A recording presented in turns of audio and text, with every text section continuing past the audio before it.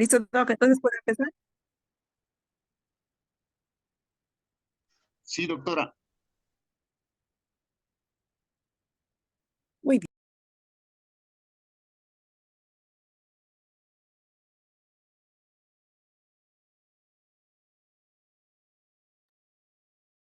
Buenas noches nuevamente, tengan a todos ustedes. Entonces, vamos a llevar el módulo de ecografía ginecológica por mi persona. No hace falta que me presente, ya me conocen.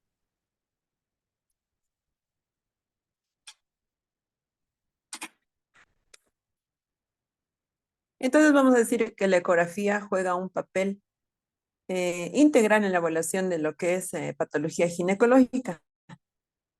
Permite concretar el órgano o zona de la alteración y proporciona un diagnóstico diferencial más breve en la gran mayoría de los pacientes. Tanto el abordaje abdominal y transvaginal son complementarios. Tenemos que realizar nosotros siempre ecografías, si se trata ginecológica, ecografías por vía transabdominal para observar imágenes que están más profundas y ecografía transvaginal para observar imágenes que estén más cercanas al transductor.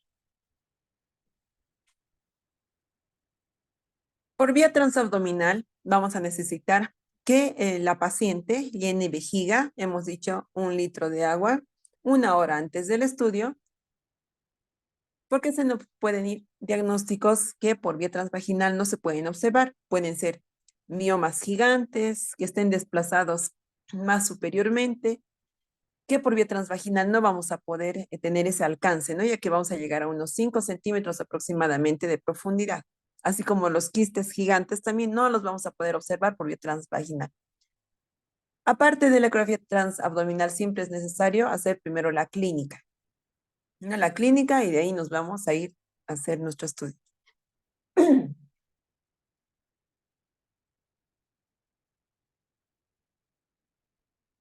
No solo nos quedamos con la ecografía 2D, abdominal y transvaginal, sino tenemos que complementar, ¿no? Hoy en día para todo, absolutamente todo, se usa el Doppler, color y espectral, que nos permite evaluar los flujos sanguíneos, que son normales y patológicos.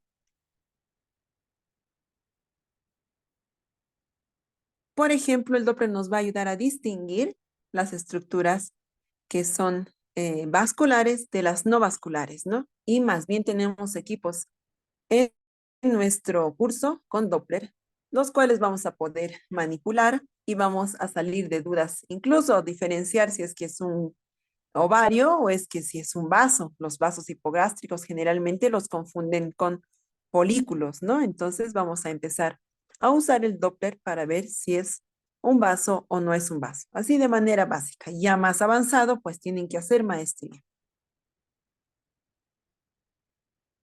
Tenemos lo que es la ecohisterografía o ecosonohisterografía, ¿no?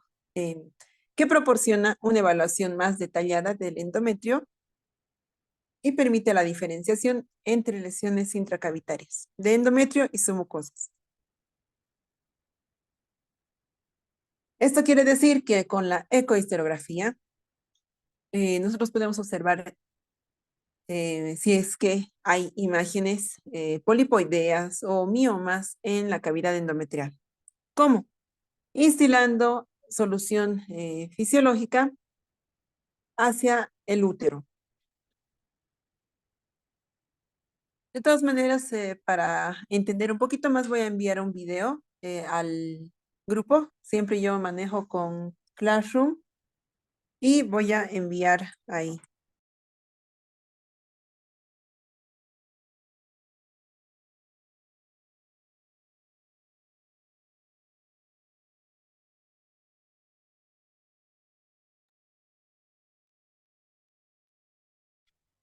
Así también tenemos lo que es la ecografía en 3D, ¿no? Que nos ayuda y nos ha demostrado que es un complemento muy útil para evaluar un útero y endometrio.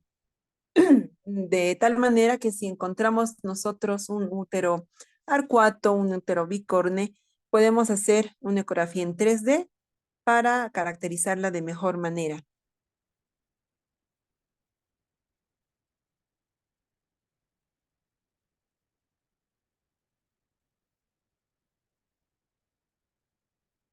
Tenemos que conocer y recordar lo que es el útero, ¿no? El útero, que es un órgano muscular, hueco, de pared gruesa. La parte interna constituye eh, una capa muscular que se llama también miometrio, que forma la mayor parte de la masa del útero, y una capa mucosa que es el endometrio, que reviste la pared interna del útero. El útero se va a situar entre dos capas. Ahí tenemos una envoltura más, una serosa, que antiguamente también se llamaba el perimetrio, ¿no? Perimetrio, el miometrio LAB se distingue en tres capas: una capa externa, una capa intermedia y la capa interna.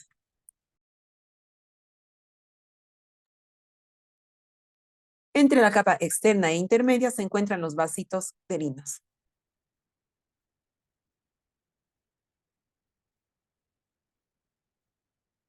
El útero se va a dividir en dos porciones principales, lo que es el cuerpo y el cérvix, por una ligera estrechez, ¿no? Que tiene como un cuellito por el cual nosotros nos vamos a ubicar desde donde empieza el cérvix. Esta parte del cuello nos va a hacer referencia al orificio cervical interno, y la parte externa del cérvix, el orificio cervical externo. La parte más prominente se llama fundus, que es la zona superior por donde ingresan las trompas de falopio. La zona del cuerpo del útero por donde entran las trompas se llaman cuernos. La superficie anterior del fondo uterino y el cuerpo están recubiertos de peritoneo o de serosa. Estamos viendo la vejiga, útero, recto, los vasos ilíacos, la aorta. En toda la superficie anterior del útero está recubierto por peritoneo.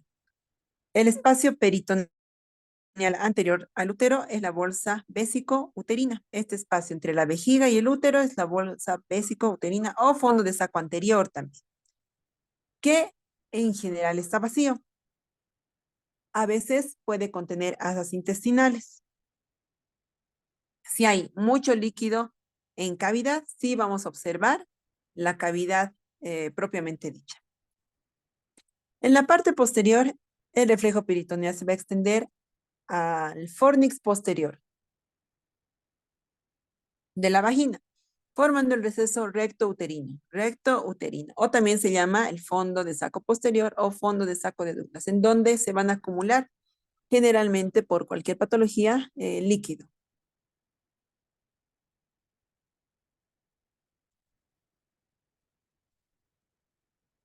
Tenemos entonces entre el útero y el recto el fondo de saco de Douglas.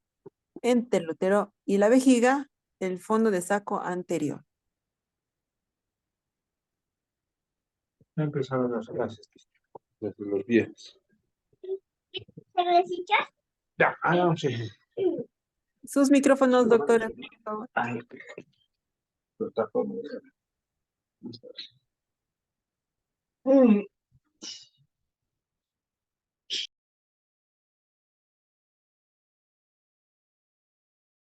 Continúanos, doctora, ya le silenció.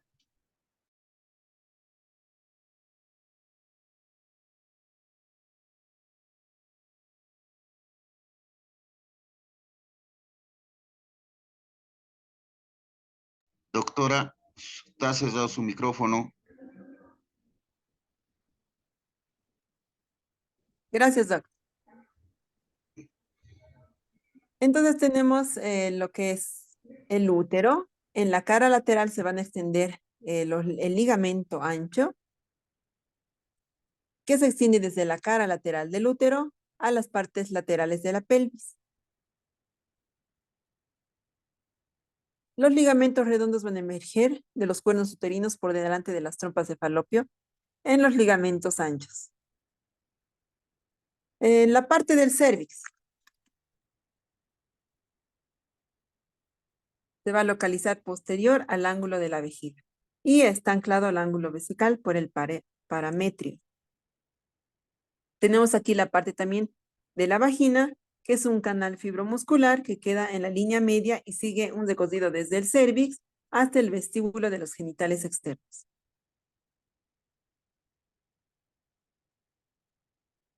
Mm, El cérvix se va a continuar con la vagina proximal y crea un espacio entre las paredes vaginales y la superficie del cérvix, que se denomina fornix vaginal. El fornix va a tener una parte anterior, una parte posterior y dos laterales.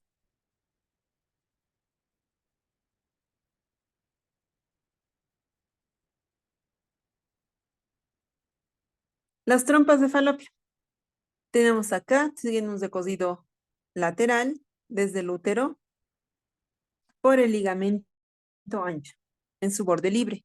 Va a medir entre 7 a 12 centímetros de longitud y se va a dividir en porciones. La porción intramural o intersticial, que es de 1 centímetro de longitud y queda contenida dentro de la pared muscular del útero y es la parte más estrechita de la trompa. Seguidamente está el istmo, que forma el tercio medio, es algo más ancho, redondo, con forma de cordón y se continúa en la ampolla. La ampolla es tortuosa y constituye aproximadamente la mitad de la longitud de la trompa. Y la ampolla termina en la porción más distal y el infundíbulo o externo con fimbrias. Los fimbrias son estas indentaciones que se encuentran. Es una estructura con perfil de embudo que se abre hacia la cavidad peritoneal. Luego tenemos los ovarios.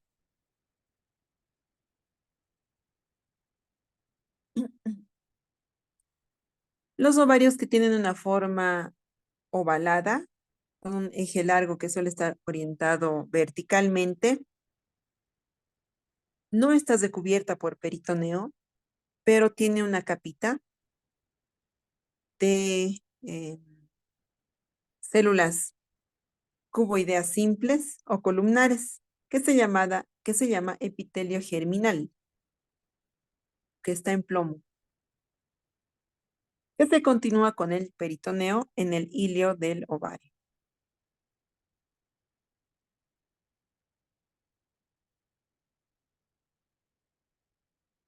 La parte interna del ovario se va a dividir en una parte externa y otra interna.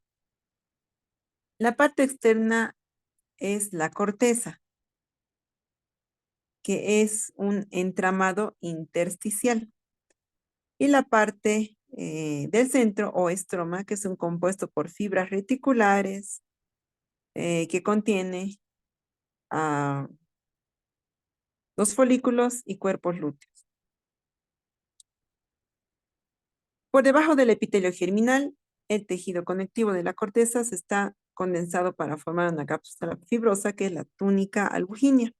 Y tenemos la médula, que está compuesta por vasos sanguíneos.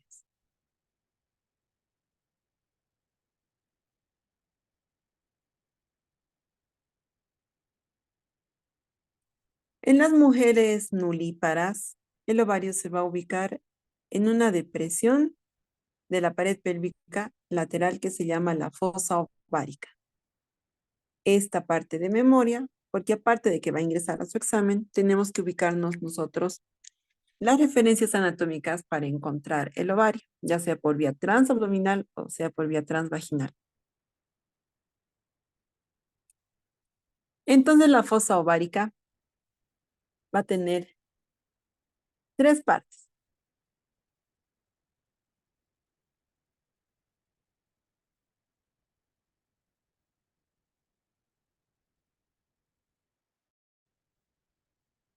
Por delante va a estar la arteria umbilical obliterada. Por detrás está el uréter y la arteria ilíaca externa. Y superior está la vena ilíaca externa.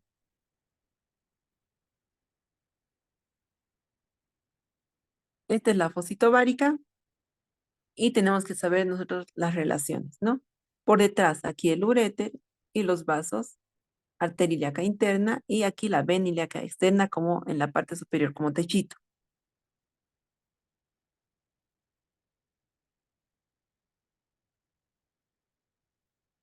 La irrigación del útero va a proceder sobre todo de la arteria uterina. Esta es la arteria uterina, es una ramita de la arteria hipográsica, que a la vez es rama de la arteria ilíaca común.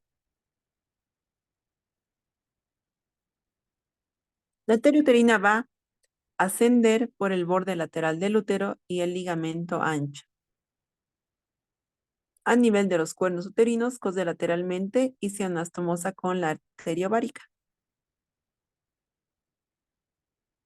La arteria ovárica es una ramita de la aorta abdominal. Las arterias uterinas se van a astomosar con profusión atravesando la línea media a través de las arterias arcuatas, ingresando hacia la pared del útero. Van a seguir un recocido dentro del ligamento ancho y van a penetrar al miometrio.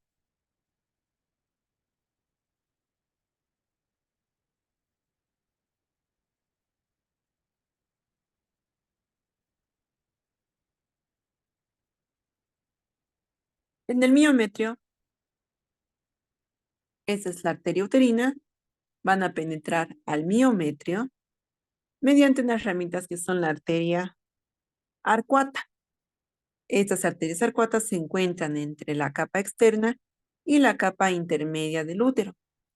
Estas arterias arcuatas son las que se van a calcificar en la menopausia. Si nosotros observamos en una paciente menopáusica con puntos, con ecos puntiformes con sombra posterior, en esta capita, entre la externa y la intermedia, son calcificación de arterias arcuatas. Por tanto, no es patológico, eso es normal. Se lo describe, pero no se le pone en el diagnóstico. Vamos a ver después los ejemplos. Después de la arteria arcuata tenemos las arterias radiales que van a ingresar a la capa interna del miometrio y ya en el endometrio, mediante las arterias espirales, van a dar otras ramitas que estas van a ser las que se desprenden en el momento de el periodo, en el momento de la menstruación.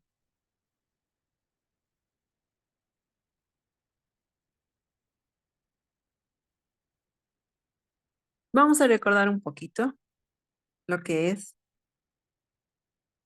la física básica, ¿no? Que es a mayor frecuencia tenemos mayor resolución.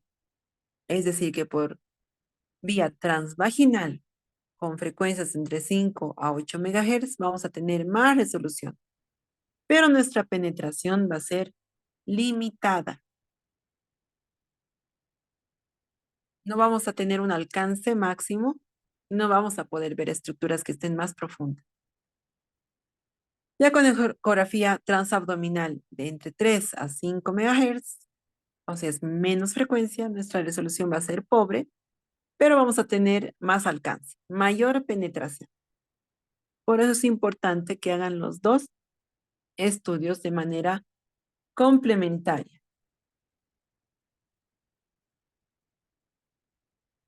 El abordaje transabdominal nos va a permitir visualizar toda la pelvis en una visión más global, más general.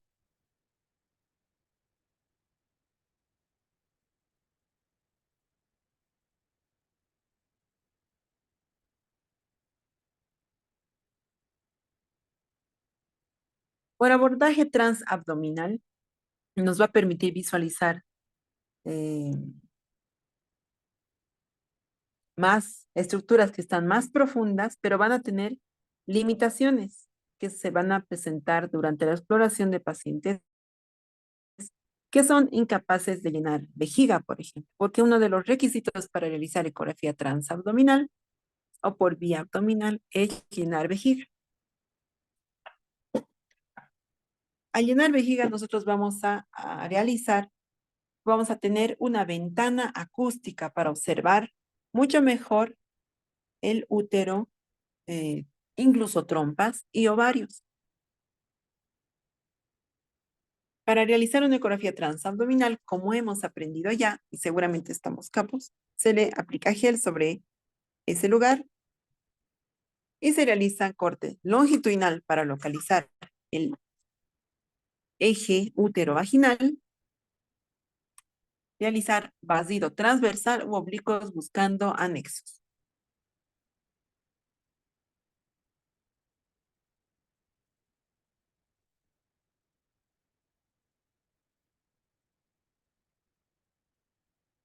Más bien ya conocemos, porque en la parte de introducción, pues hemos visto mucho estas imágenes. Ahora vamos a hacer capos para encontrar útero, vamos a sacar volumen, vamos a observar endometrio y vamos a sacar volumen de ovarios ahora. Y vamos a buscarlos, vamos a lograr observarlos. Necesitamos, como hemos dicho, una vejiga adecuadamente llena, en donde se observa el útero, fondo, cuerpo, cervix, orificio cervical externo, orificio cervical interno.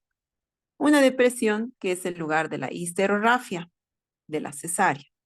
¿Qué más tenemos? El fondo de saco posterior o de Douglas, que está libre de líquidos. No hay colecciones ni nada, ocupado por asas intestinales. Esta línea ecogénica es la vagina, la cavidad vaginal.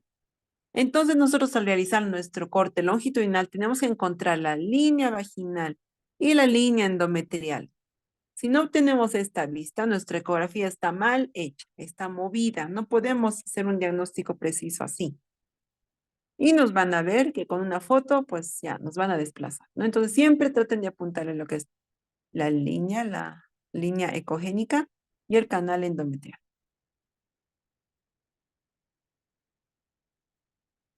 Vamos a hacer vasidos transversales, ascendentes, descendentes, buscando los ovarios. Aquí tenemos mucha ganancia, ¿no? Porque la vejiga tiene que estar negra, hemos dicho. Entonces, para encontrar ovarios vamos a buscar primero el fondo del útero y vamos a seguir a lo que es la trompita, que a veces, y muchas veces sí se ve. Seguimos la trompita y este nos va a llevar a lo que es el ovario. Tenemos que medirlo al ovario para todos los ginecólogos en volumen. No nos podemos quedar con medidas. Entonces aquí tenemos el diámetro longitudinal y el anteroposterior. ¿Cómo sé que dentro de todo esto es el ovario? Porque hay imágenes foliculares, son folículos. Ya no vamos a hablar de quistes. Quiste tiene otro denominativo. Folículos generalmente son pequeños, incluso pueden haber de hasta 25 milímetros de diámetro, hasta 35 incluso, ¿no? Pero vamos a diferenciarlos posteriormente. Entonces, vemos estos folículos y sabemos que estamos en ovario.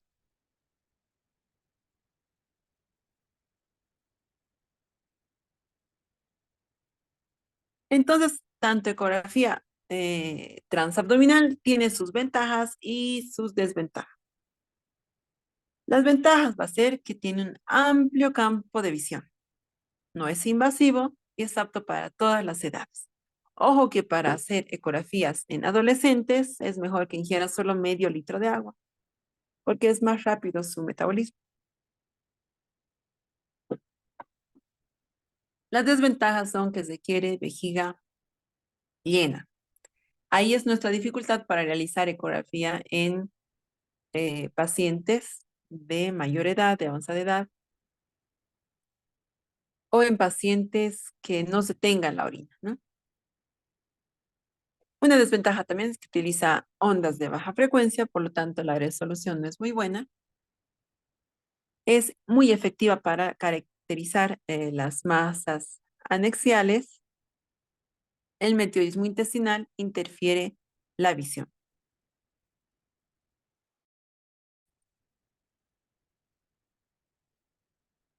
La ecografía transvaginal.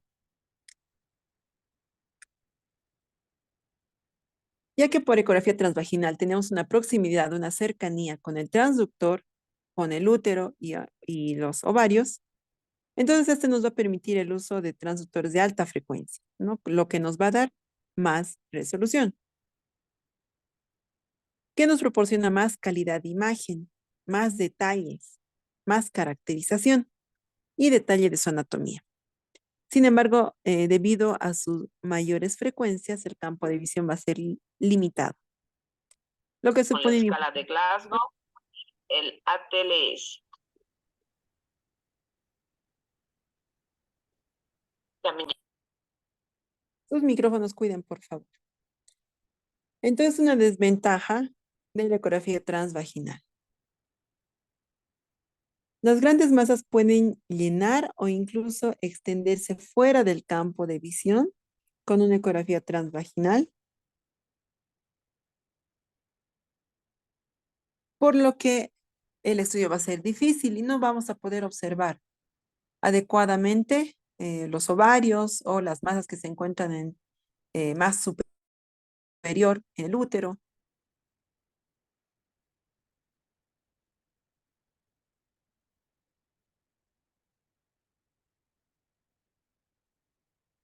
Si encontramos una masa, este nos va a dar más detalles que por vía transabdominal, por su resolución.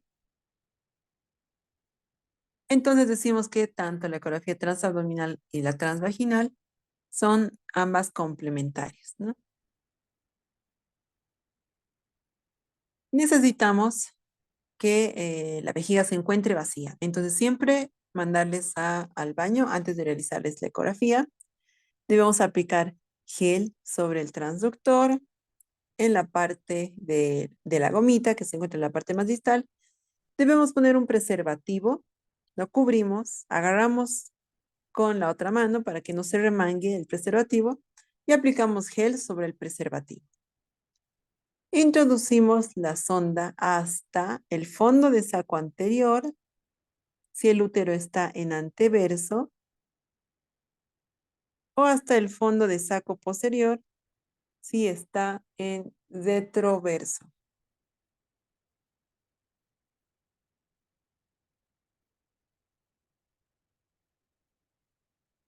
Esta es la posición que se necesita para una ecografía transvaginal.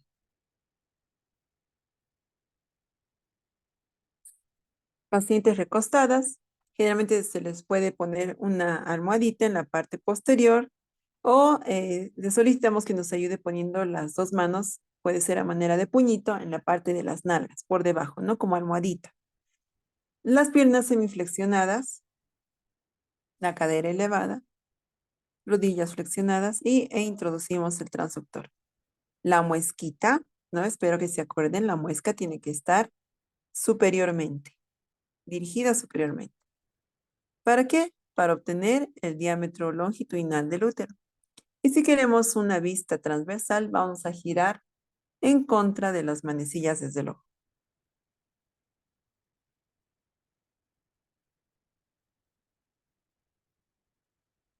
Ventajas y desventajas. Las ventajas son que tiene mejor resolución, ya que estamos trabajando con un transductor de alta frecuencia, entre 5 y a 8 o lo que tenga nuestro transductor. Es apto para pacientes que son incapaces de llenar vejiga, para pacientes obesas que no vamos a poder ver adecuadamente por vía transabdominal y para úteros en retroversión se observa de mejor manera. Con ecografía transvaginal valoramos mucho mejor la cavidad endometrial. La podemos detallar de manera que incluso podemos determinar en qué fase está, si tiene quistes o no. Nos da más detalle, así como de los ovarios y si estuvieran presentes algunas masas pélvicas. La desventaja, que requiere vaciar vejiga. Entonces sí, tiene que ir al baño. ¿Es molestoso? Sí. Generalmente no duele, pero es molestoso. No es adecuado para todas las pacientes, es decir, pacientes que no han tenido relaciones sexuales. No abarca extensiones, ni grandes masas, ni patología de abdomen, por su campo de visión limitado. ¿no? Incluso está a veces limitado en pacientes que son mayores de edad, ¿no? A partir de los 70, porque a veces hay un estrechamiento que les hace molesto o doloroso también al introducir el transductor.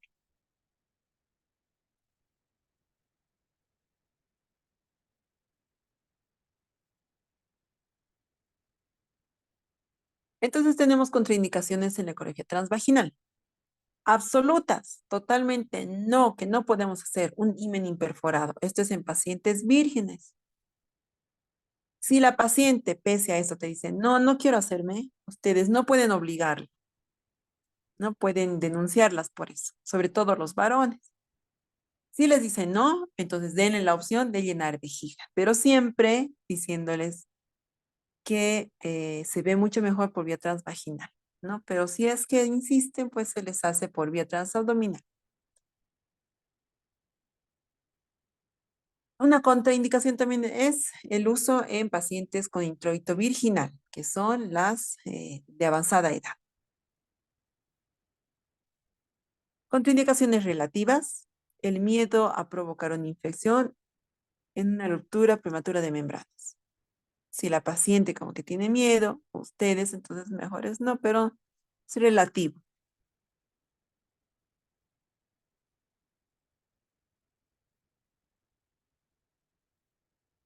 ¿Qué es lo que vamos a observar con transductor transvaginal? Vamos a ser más precisos en observar el útero, ovarios, trompas de falopio, si son normales o anormales. Vamos a poder distinguir y manejar lo que son embarazos ectópicos. También nos apoya mucho en el diagnóstico y manejo de infertilidad para el recuento de folículos, detección precoz del cáncer de ovario y endometrio, incluidos estudios morfológicos y flujo Doppler color.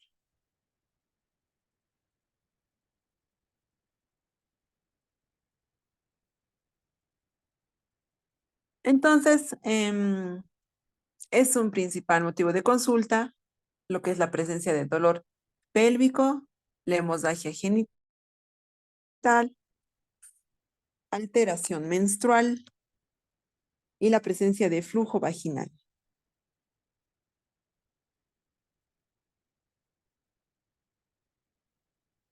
Vamos a recordar un poco los planos de corte, que ya debemos dominarlos sin nada de llevar el transductor o la muesca hacia la parte inferior.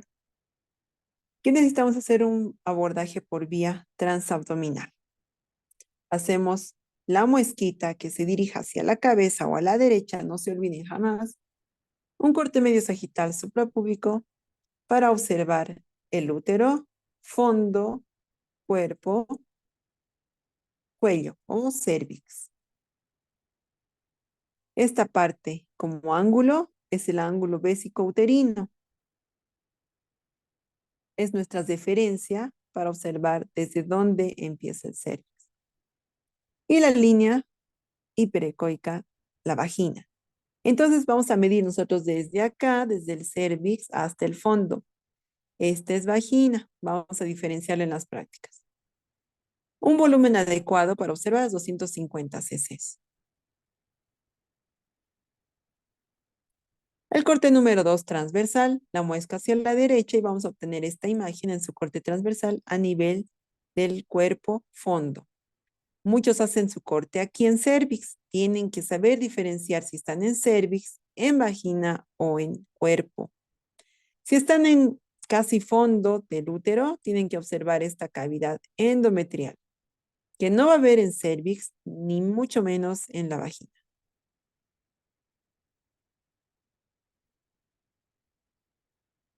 Es el diámetro longitudinal.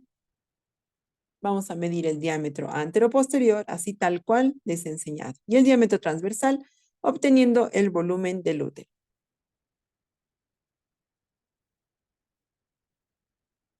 Para observar los ovarios, ¿qué vamos a hacer? Tenemos que hacer en corte transversal o oblicuado, dependiendo de cada paciente, haciendo un vasido de derecha a izquierda, de izquierda a derecha. Lo que yo sugiero como por mi experiencia es que si no se observa bien el ovario, ya sea por interposición de asas, Entonces nos vayamos, si quiero ver ovario derecho, me voy a ir hacia el lado izquierdo, ¿no? Apuntándole hacia el ovario. Si quiero ver ovario izquierdo, voy a apuntarle por el lado derecho, ¿no? Estaría viendo por acá el ovario izquierdo, por acá el ovario derecho. A veces tenemos suerte, podemos encontrar los dos ovarios en un mismo plano.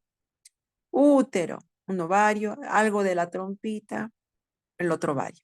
¿Cómo me doy cuenta? Es elíptico, es isoecoico, no es hiperecoico. Aquí no puede haber ovario, ¿no? Es isoecoico, es ovalado y tiene presencia de imágenes anecogénicas redondas que son los folículos. Así también tengo que medir volumen que nos piden los ginecólogos del ovario. Entonces voy a hacer en mi ventana dual, voy a medir el diámetro longitudinal, el anteroposterior y en el otro el transversal. Tengo el volumen del ovario.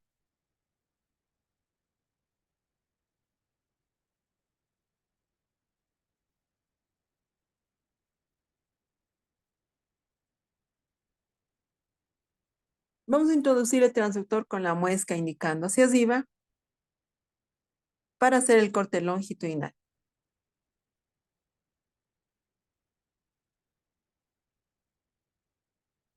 Es el primer corte en donde vamos a observar el fondo, el cuerpo, el endometrio, la pared anterior o receso anterior, pared posterior o fondo de saco de Douglas. El corte 2 voy a subir un poco más mi transductor para observar la parte del cérvix. Estoy apuntando a la parte del cérvix y voy a obtener esta imagen, donde se observa el canal endocervical. Este es el ángulo de la vejiga. Aquí se nota algo. Hasta aquí llega el orificio cervical interno, orificio cervical externo. El labio cervical anterior, labio cervical posterior. En esta parte del cervix es donde nosotros podemos encontrar los quistes de Nabot que son normales. No deben ir en diagnóstico, solo en descripción. El fornix vaginal, hasta aquí llega el fornix, el repliegue mucoso, el fondo de saco posterior. Y todo esto va a depender de la anatomía del útero.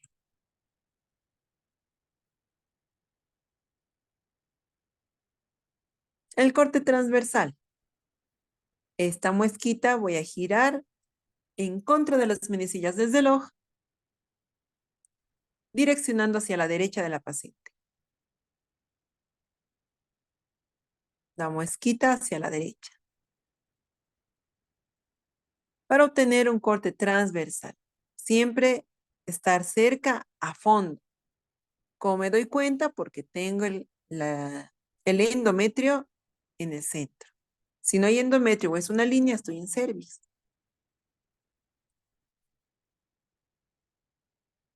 Endometrio, el receso anterior, receso posterior.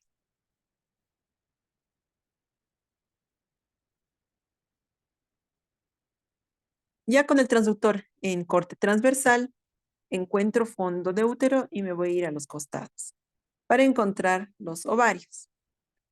Mis referentes anatómicos hemos dicho los vasos hipogástricos, los vasos ilíacos.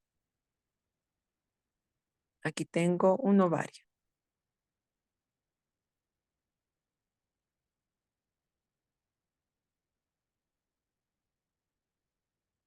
Con su folículo dominante, que también vamos a saber cómo se observan los folículos de acuerdo al día que se encuentra del ciclo menstrual.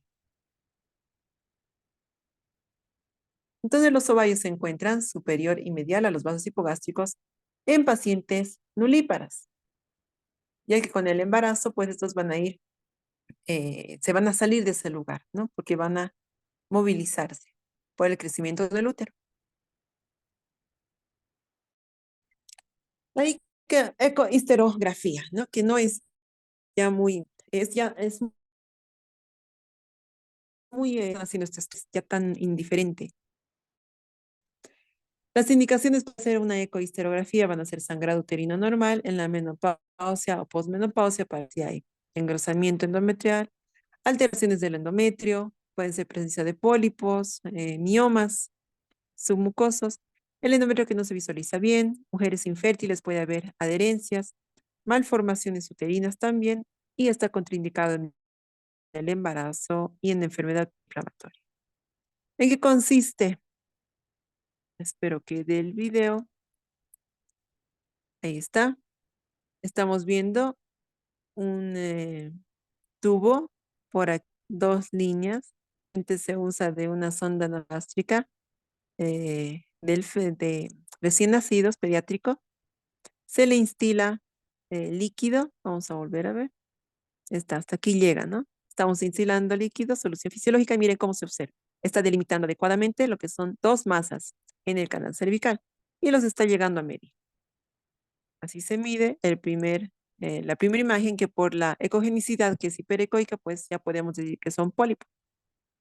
Porque los miomas sí se pueden encontrar adentro, pero son hipoecogénicos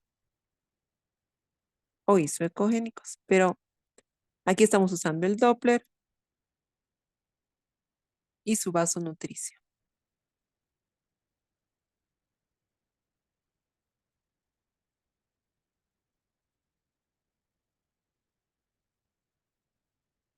No, para eso nos sirve la ecohisterografía. De todas maneras, este video les voy a mandar en el claro.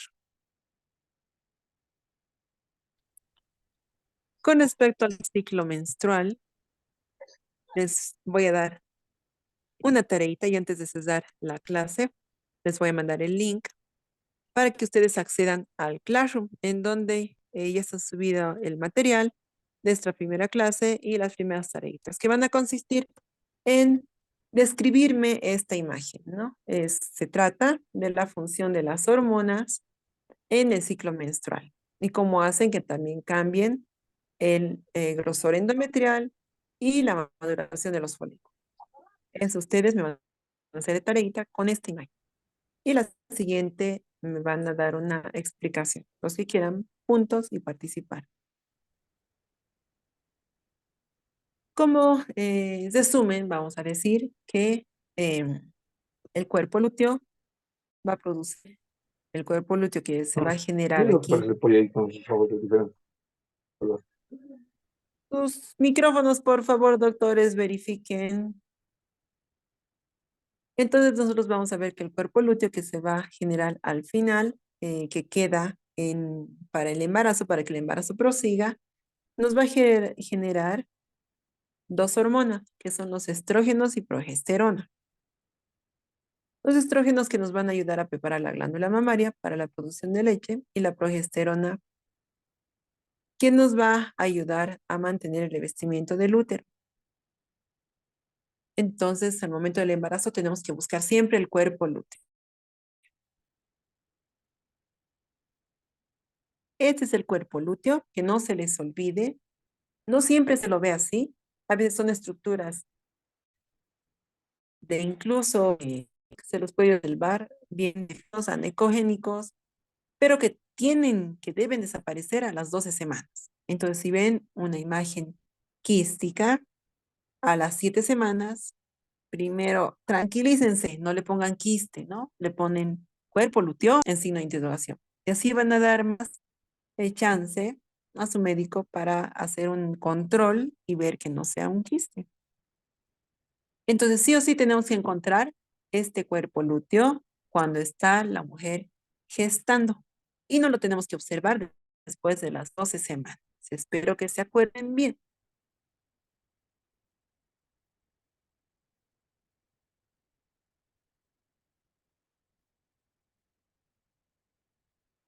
Entonces vamos a pasar a lo que es la anatomía del útero, que es un órgano central de la pelvis y se aloja en la pelvis verdadera, entre la vejiga y el recto sigmoides, como hemos visto en las imágenes, primeras imágenes. Su posición es variable y se va a modificar con la represión vesical. Esto sí lo vamos a ver en las prácticas. Una vejiga que está adecuadamente llena, nos va a hacer ver un útero adecuadamente también. Si no está lleno la vejiga, el útero se va a flexionar y no vamos a poder observar adecuadamente.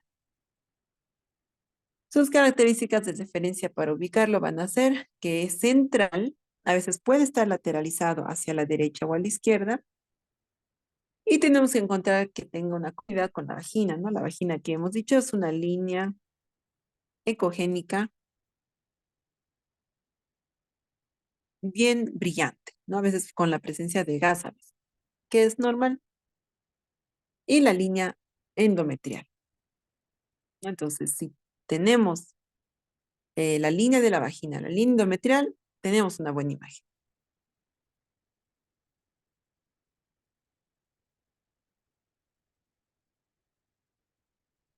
Su forma y tamaño. Para evaluarlo vamos a necesitar dos cortes, ¿no? Como hemos dicho, un corte longitudinal que nos va a permitir además definir en qué posición se encuentra el útero y nos va a medir la longitud, que sería el cuerpo y el cuello. Y en este mismo plano longitudinal vamos a medir el endometrio en su diámetro más ancho, el anteroposterior. En el corte transversal vamos a evaluar el diámetro transversal máximo y se mide sobre los cuernos uterinos cerca al fondo, siempre cerca al fondo.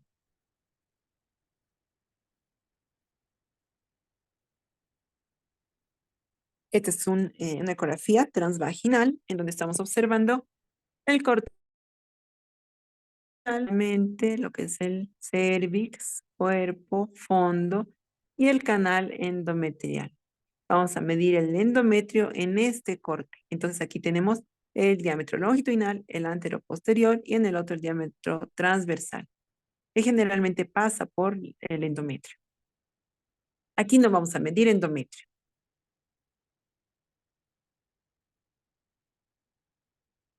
El cervix va a estar fijado en la línea media, pero el cuerpo es muy móvil y va a mostrar una orientación oblicua o a cualquier lado de la línea media.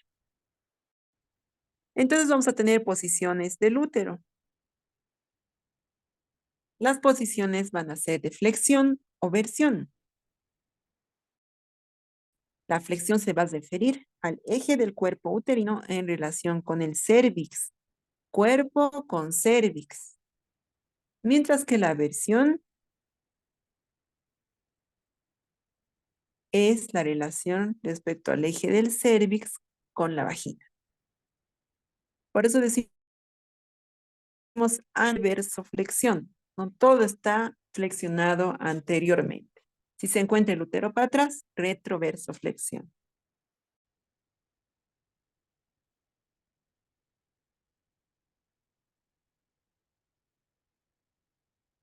El útero normalmente está en anteversión, pero puede estar recto o en una ligera retroflexión en las ecografías transabdominales por el desplazamiento posterior por la vejiga distendida. El útero también puede estar en retroflexión cuando el cuerpo se inclina hacia atrás en relación con el cervix o en retroversión cuando todo el útero se inclina hacia atrás en relación con la vagina.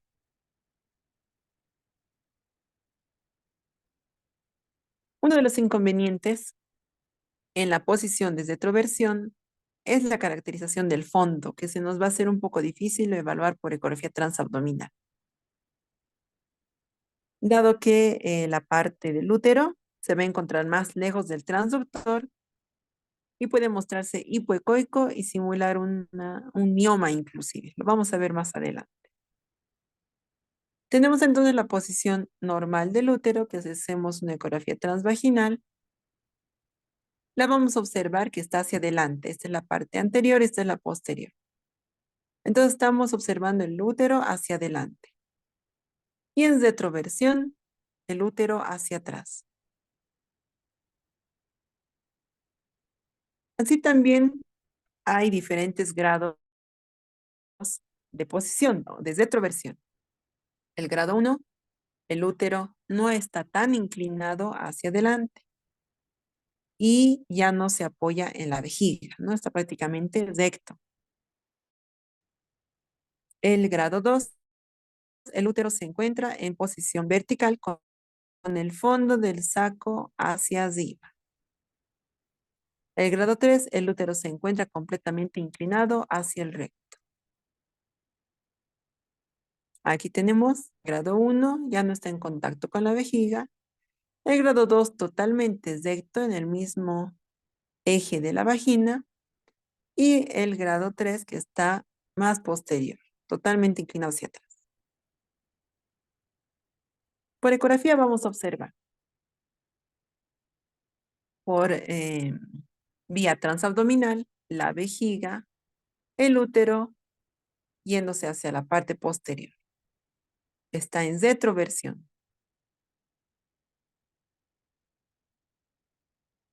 Y esta otra imagen que está como en S, la vagina con el cervix están mirados anteriormente. Y el cervix con el cuerpo están hacia atrás, posteriormente. Entonces es anteverso, retroflex, lo más complicado que puedan ver.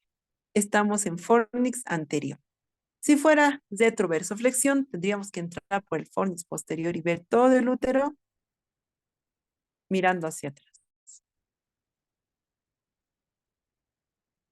Anteverso, anteflex, la vejiga totalmente vacía.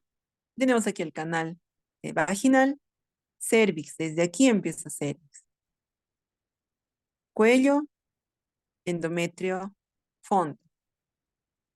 Entonces el cuerpo con el cervix está flexionado hacia adelante.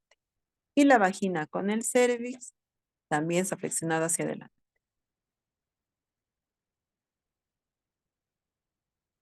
Otro ejemplo, el cervix y el cuerpo están flexionados para atrás, retroflex.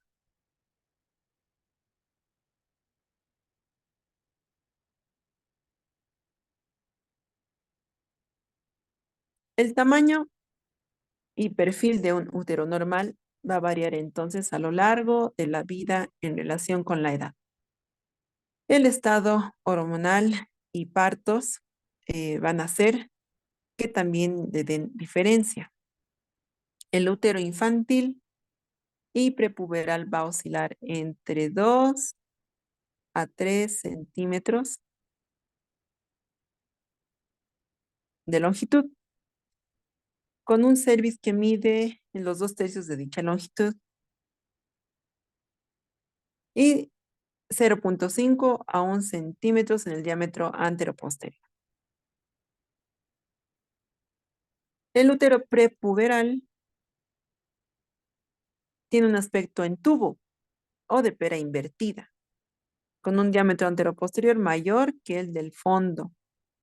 En el periodo neonatal inmediato, debido a la estimulación hormonal, el útero neonatal es ligeramente mayor, variando su longitud entre 2 a 4 centímetros y un anteroposterior entre 0.8 a 2.1 centímetros.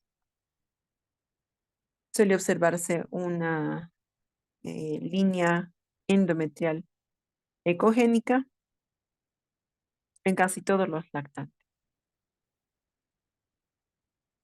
Ya en el útero adulto postpuberal,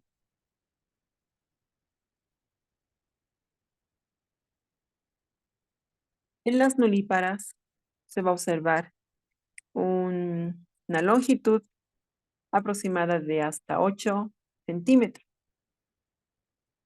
5 centímetros de ancho y 4 centímetros de diámetro anteroposterior.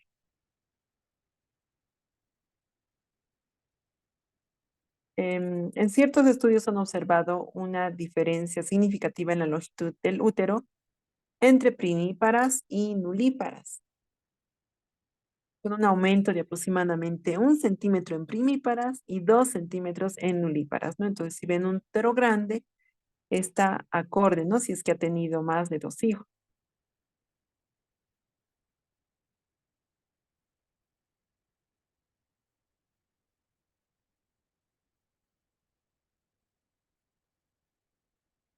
Acá vamos a observar una ecografía de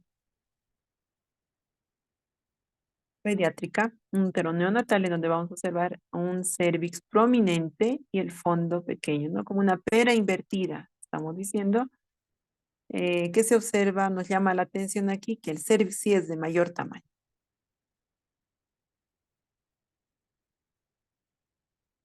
Una relación entre 2 a 1 más o menos. La línea endometrial ecogénica. Útero neonatal, relación cervix-fondo 1 a 2. Este es el cervix más ancho que el fondo. A eso se refiere la pera invertida.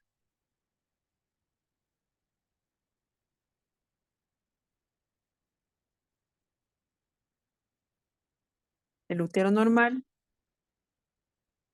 es como una pera que generalmente es cervix, aparenta ser del mismo tamaño que del útero, pero en el neonato hemos dicho el cervix es mucho más grande que el fondo.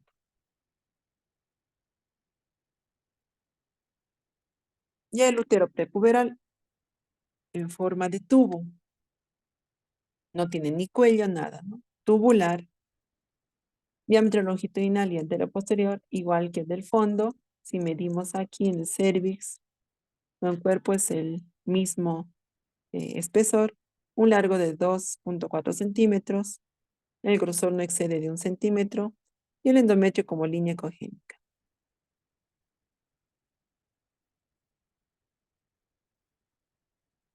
El útero prepuberal, la relación cuello-fondo es de 1 a 1.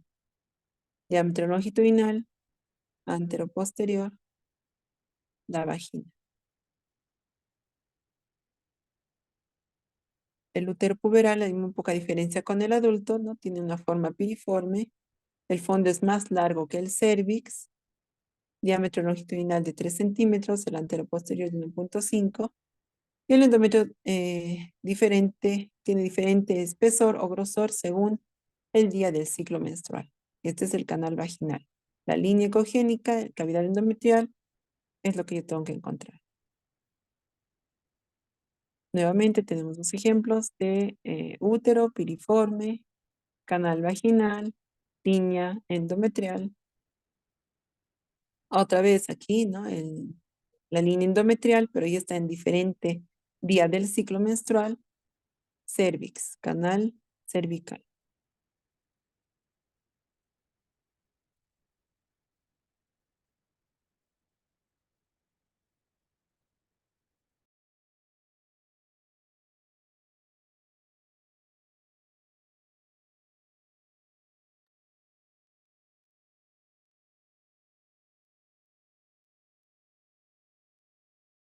Entonces nosotros tenemos lo que es el ciclo menstrual, pero en el endometrio, ¿no?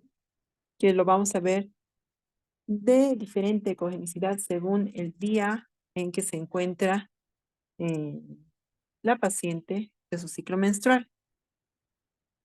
La cavidad endometrial normal vamos a observarla como un perfil ecogénico lineal, ¿no? Como lo hemos visto en las imágenes anteriores. Pero este va a variar durante el ciclo menstrual y se va a ir correlacionando también con la histología. El endometrio está compuesto, hemos dicho, por una capa funcional superficial y una capa basal profunda. La capa funcional se engrosa a lo largo del ciclo menstrual y se desprende con la menstruación. Y la capa basal va a permanecer intacta, ¿no? Es donde se encuentran las arterias espirales, que se van a hacer tortuosas y alargadas para irrigar la capa funcional cuando se engruesa. Tenemos la fase proliferativa del ciclo antes de la ovulación,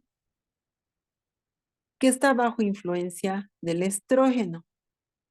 Esta es la fase proliferativa.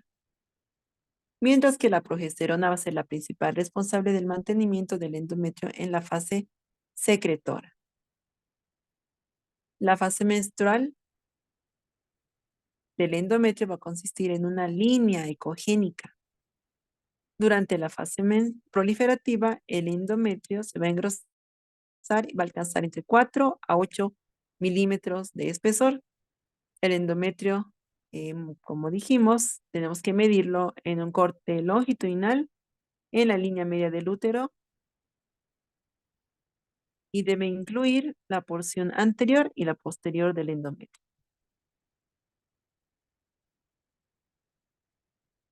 La fase proliferativa precoz, quiere decir la fase inicial de la etapa proliferativa, es una zona hipoecoica, delgada, pero va a aumentar y se va a definir con mejor claridad en la fase tardía.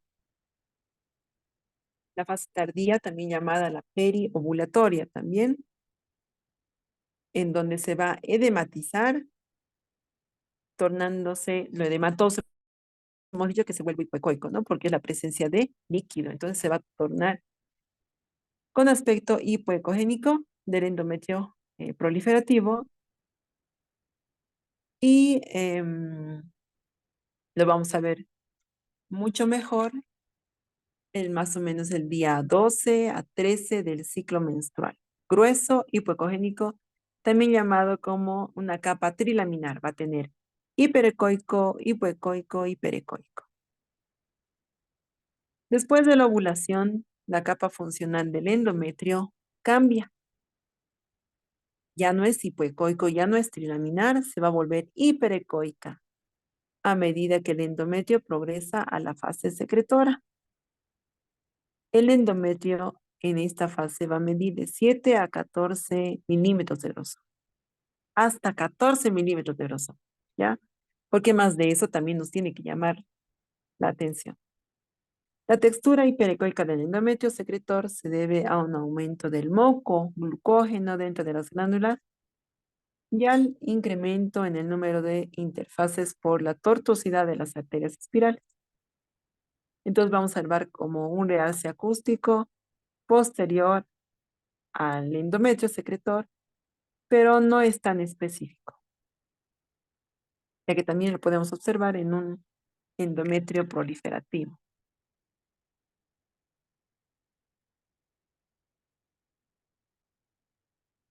Empezamos entonces la fase menstrual inicial, que son los primeros días 1 y 2, en donde vamos a observar una línea hiperecogénica, igual a la fase lútea. A veces podemos encontrar imágenes como redonditas, que son por la presencia de líquido, ¿no? De sangre. Entonces, si están en esa fase menstrual y vemos como unas imágenes redondas, quísticas, entonces es su fase menstrual.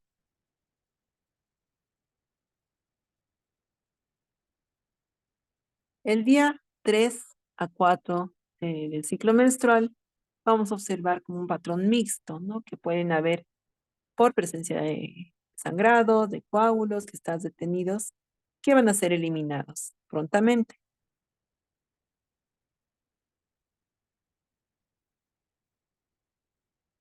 La fase menstrual tardía, que es entre el día 5 a 6, vamos a observar ya completamente limpio el endometrio, entre 1 a 2 milímetros, hiperecogénica. Ya la etapa proliferativa inicial, que serían entre los días 5 a 9, vamos a observar una triple línea: hiperecoico, hipoecoico, hiperecoico, hipoecoico, que va a medir entre 4 a 5 milímetros de espesor. Esta capa trilaminar se va a hacer más evidente en un endometrio proliferativo tardío, en donde se puede observar lo que es la zona compacta, la esponjosa y la basal.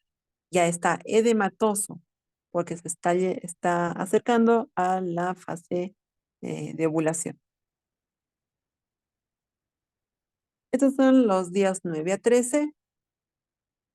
Cabe mencionar que esta etapa es importante porque si yo tuviera un engrosamiento endometrial, tengo que salir de dudas si no se trata de pólipos. Los pólipos son hiperecoicos. Por tanto, si es que encuentro un engrosamiento endometrial y por ahí un sugestivo de pólipos, en esta etapa es donde yo debo sugerir hacer la ecografía en esa paciente. ¿Por qué?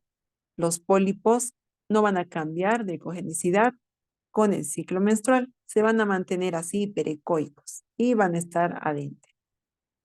Bien claritos en esta fase proliferativa, ¿no? Entonces, si quieren salir de dudas que es pólipo o no, se sugiere realizar ecografía en la fase proliferativa final, ¿no? Entre el día 11 a 13 le pueden poner para observar mucho mejor el pólipo. Aquí puede medir el endometrio entre 5 a 7 milímetros.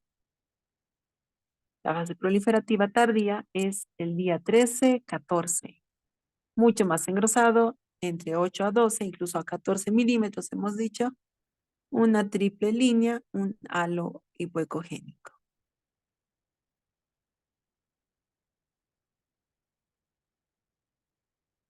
La triple línea esta consiste por dos líneas hiperecoicas, que es la unión del endometrio basal o el miometrio. Las dos bandas hipoecogénicas, una es la capa funcional esponjosa del endometrio con glándulas y vasos, y una línea endometrial hiperecogénica, que es la luz de la cavidad endometrial virtual. La fase preovulatoria, que está caracterizada por observar una triple línea. También se llama en grano de café o diana. Su ecogenicidad es isoecogénica y puede aumentar el grosor hasta 14 milímetros. La fase secretora, después de la ovulación, ya se va haciendo más hiperecoico el endometrio. Empieza a perderse la triple línea.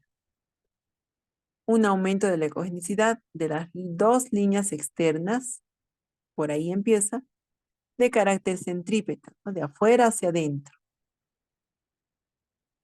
Y entre los 20 y 26 días, ya se torna totalmente hiperecoico uniforme. Puede presentar un halo hipoecoico que rodea el endometrio, que es la presencia de edema de la basal o corion al día 21. La fase secretora tardía, entre los 27 a 28 días, ya es más hiperecogénico y se pueden observar zonas anecogénicas, ¿no? Que ya es la capa que se va a desprender. Entonces también algunos lo clasifican como endometrio tipo 1, proliferativo, tipo 2, ya ovulatorio, tipo 3, secreto. Es igual de memoria porque el día de las prácticas, pues vamos a estar preguntando constantemente a nuestras pacientes, que van a ser ustedes, en qué día del ciclo se encuentra cada una, para así hacer también un reconocimiento de cómo deberíamos encontrar el endometrio.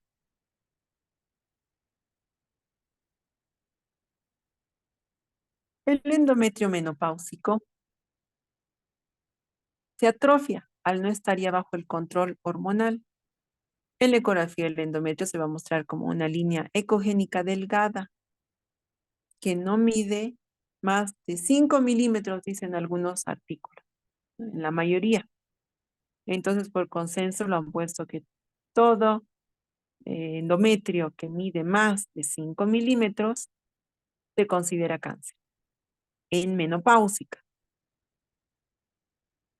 En menopáusica, 60 años, 50 años, que presenten sangrado transvaginal, observamos una ecografía por vía transvaginal y podemos medir ya el grosor es de 17 milímetros de espesor, tal vez más si miden la parte más fúndica, con presencia de imágenes redondas, que son quistes. Ya tenemos el diagnóstico.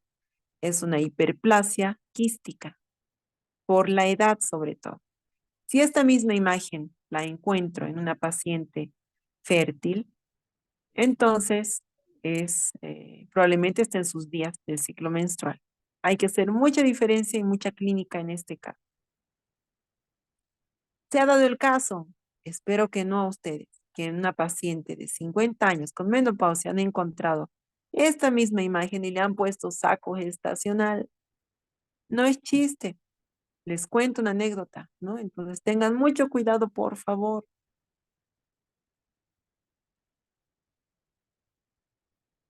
¿Cuál es la importancia de conocer el día del ciclo menstrual, como les había dicho? El pólipo es hiperecoico. Este mismo pólipo en un endometrio en fase secretora, que también es hiperecoica, se pierde. Apenas voy a delimitar, miren como una protrusión aquí en el canal endometrial.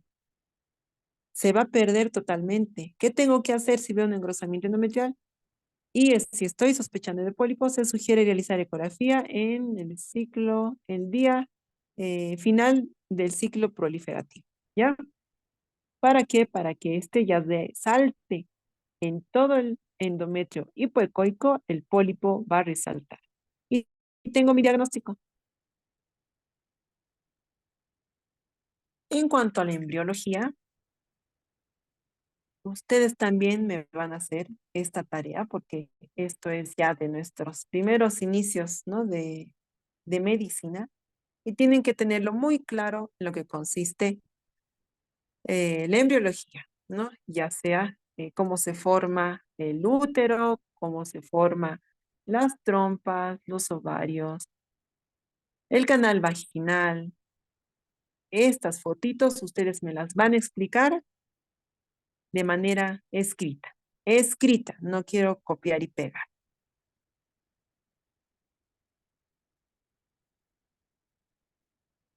Mm, Quiero quedar hasta aquí esta vez porque las anomalías es bien preciso que ustedes conozcan a la perfección lo que es la embriología para poder entender las anomalías del útero. ¿Ya? La siguiente clase vamos a ver cómo se forman las diferentes malformaciones, por qué se forman de acuerdo a la embriología. Entonces ustedes tienen que dominar sí o sí para la siguiente clase. Y así vamos a aprender las diferentes malformaciones, hipoplasia, agenesia, cómo es unicornio, bicorne, arcuato, septado y el resto de malformaciones que pueden haber. ¿Ya? Hasta aquí vamos a abarcar y el resto de la clase quiero quedar de una vez para que ustedes se vengan preparados para el primer día de prácticas para ginecología, ¿no? En este caso vamos a requerir de todas sus compañeras que están en el módulo que vengan con su agüita, ¿ya? Van a venir con su agüita, que van a ser 1 litro. Si pueden traerse en otro recipiente, no hay problema. Se pueden traer 2 litros, uno para la primera, otro para la segunda, no sé, ¿no? Porque a veces se acaba las ganas de hacer pis y ya no hay más pacientes, ¿no? Esto para que vean entre ustedes cómo se ve con una vejiga que no está totalmente llena y con otras que están totalmente llenas y con otras que están muy llenas. No van a ver que sí vamos a salir de dudas y se van a traer ya sea mate, cualquier cosa. No pueden venir desayunando, ya no hay problema. En este caso solo necesito que se traigan su agüita, ¿ya?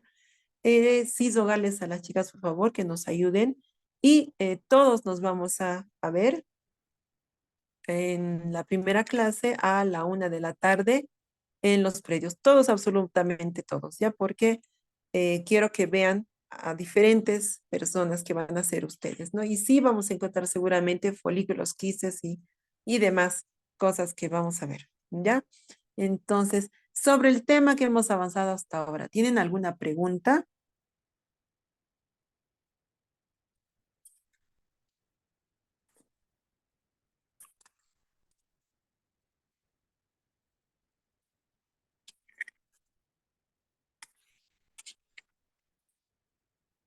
Ya, no tienen preguntas. Entonces les voy a mandar el link ahora mismo. A Joel, ¿quieres preguntar? Por favor, adelante. Buenas noches, doctora. Disculpe una preguntita. En este caso de la cuando se instilaba lo que es la parte de la solución fisiológica, para ver- exacto, la histerografía, perdón, doc. ¿Solamente se puede utilizar, digamos, la parte de la ecografía endocavitaria por la transvaginal? ¿O también tendría alguna aplicación viendo lo que es la parte de transabdominal, doc? No vamos a ver bien por vía transabdominal, ¿no? Entonces, si es que estamos instilando solución, al mismo tiempo que estás apretando la jeringa para que ingrese el líquido, tienes que estar con tu transductor. O sea, las dos manos tienen que estar ahí ocupadas, ¿no? Y estar moviendo, y alguien te tiene que colaborar ahí para que te haga las imágenes, para frizar o para grabar videos. Entonces, sí o sí es por vía transvaginal, no se puede por vía transabdominal. No se va a ver bien, en el endometrio sobre todo. Listo, doctora, muchas gracias. A ti. De todas maneras, ese videíto les voy a mandar también por el Classroom y aparte de ese otro videíto más que hemos hecho en el servicio de ecografía ya hace un año más o menos, en donde hemos instilado líquido y hemos visto también adherencias, ¿no? Era justamente para eso también el estudio, ¿no? Hemos visto adherencias, pero lo van a ver, que les voy a mandar. Hoy día mismo ya lo van a ver, ¿ya? Entonces, bibliografía. En la bibliografía pueden usar lo que ustedes quieran, ¿no? Está el libro de Arenas, está el libro del Middleton, está el libro del Rumack, el siempre Rumack, y cualquier otro libro que les pueda ayudar en cuanto a la parte ginecológica. No hay problema, ¿no?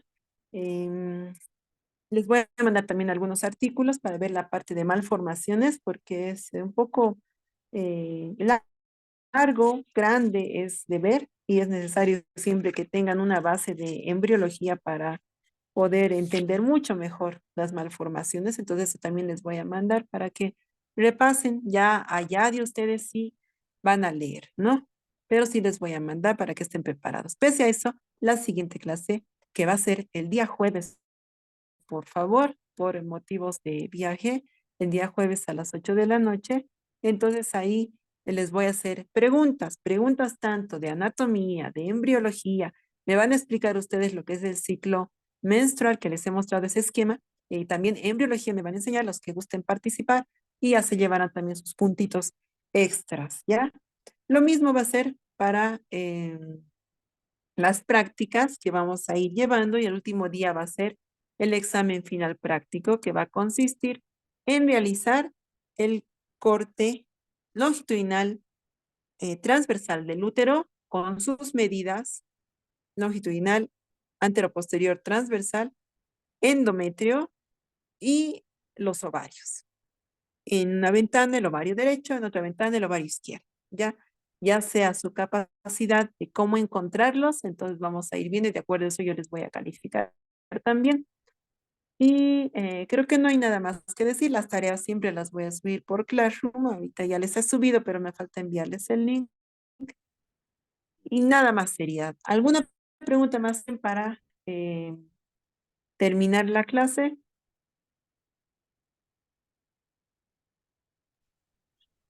Buenas noches, Nada doctora. más, entonces. Ya, adelante. Disculpe, doctora, buenas noches. No es acerca del, no sé, del horario. Disculpe, doctora. ¿Todos los sábados vamos a pasar en el horario que nos indica, doctora, juntos? ¿O nos va a dividir como la primera vez? Vénganse juntos, porque he tenido yo un percance con otro grupo que habían pocas mujeres en un grupo, ¿no? Entonces ahí es donde es mi limitante. Prefiero que todos ustedes estén aparte, que estamos habilitando más camillas todavía, entonces no va a haber ningún problema. Vamos a ir rotando y van a ver que van a salir más expertos todavía en manejo de equipos en este módulo conmigo. No te preocupes de eso, pero si es que hay alguien que no pueda llegar a la una, tranquilos, ¿no? Yo les doy chance también de que vengan un poco después. Somos doctores, tenemos siempre nuestras emergencias. Entonces yo por ese lado no hay problema, les voy a entender. ¿Ya? Entonces, si puedes venir lo más pronto que puedas, bienvenida. Ya, si te puedes quedar toda la clase, bienvenida también, ¿no? Ellos son los que dominan más todavía los que se quedan las dos clases, ¿no? Y, pero sí ahora pueden manipular todos, porque ya tenemos más camillas, ya pueden utilizar casi todos los equipos, entonces no va a haber problema de ese aspecto. ¿Está bien, Rosario? Sí, doctora. ¿Y hasta qué hora pasaríamos? Disculpe, doctora. Hasta las 5 tenemos tiempo, porque hay otro grupo, creo, está ingresando a esa hora. Gracias, doctora, por la información. A ti por la pregunta. ¿Alguien más tuviera alguna duda, por favor?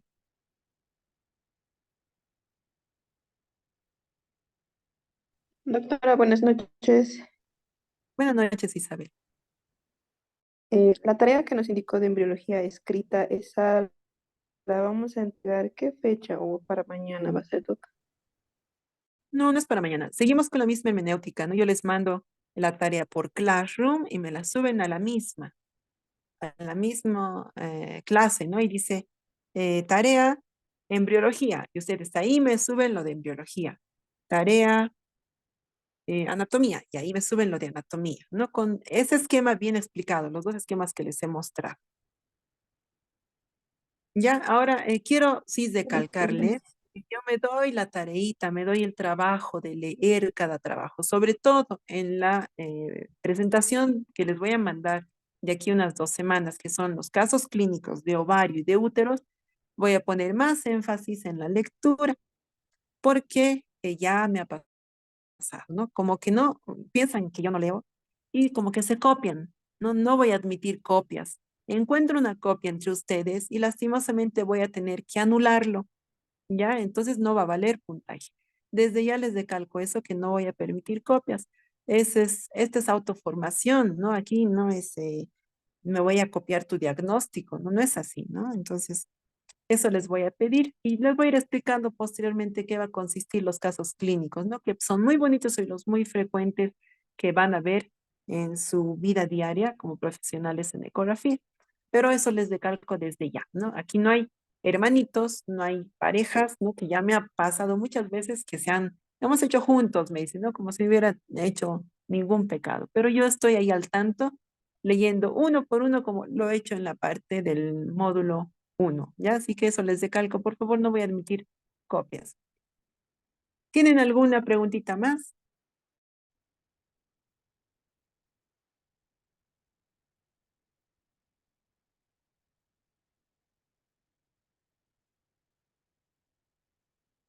Listo, entonces eso sería todo por ahora.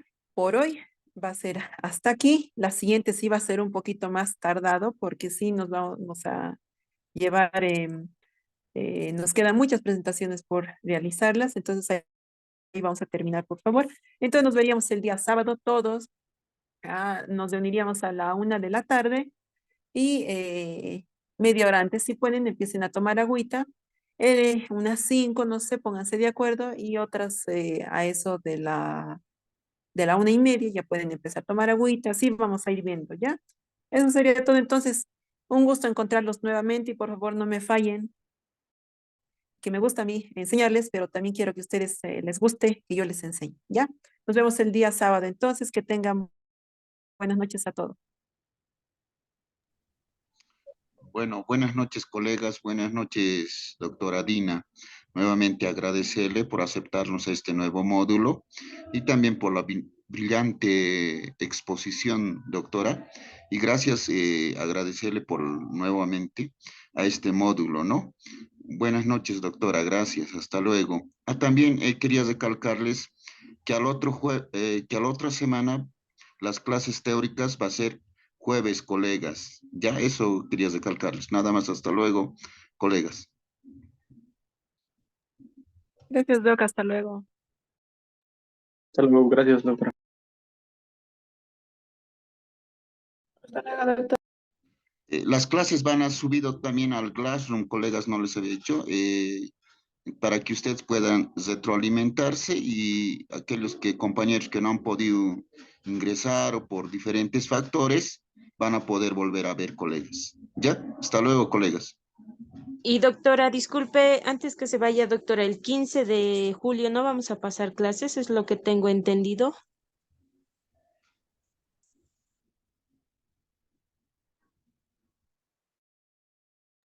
Sí, exactamente. El 15 no habría clases. Vamos a tratar de compensar con horas el día 22 y 29, ¿no? Eso dependiendo de la disponibilidad de las aulas también. Gracias, doctora. Hasta luego. Hasta luego.